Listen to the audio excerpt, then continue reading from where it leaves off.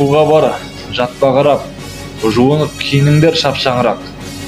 Шакырды тауык мына элде качан, карап тур, терезеден күн жаркырап, деп жырлаган улут устазы Ахмет Байтурсуновго быйыл 120 жыл толуп отур.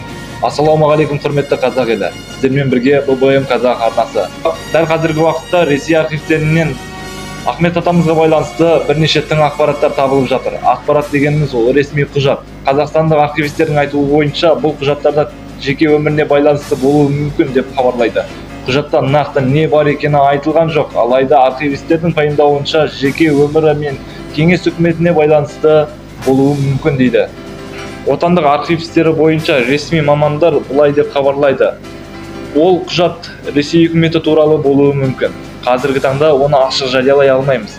Себебі бұл құжаттар әлі де зерттелу керек. Тарихи комиссия құрылғалы архивтен тың ақпараттар өте көптеп табылуда. Қазіргі таңда 2 том болатындай ақпарат көзі бар. Ашаршылық туралы құжаттар көптеп табылып жатыр.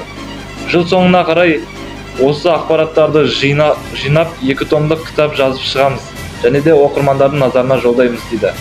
Бұл ақпарат Алматы ТВ арнасынан алынды. Құрметті достар, бұл жақсы жаңалық деп ойлаймын.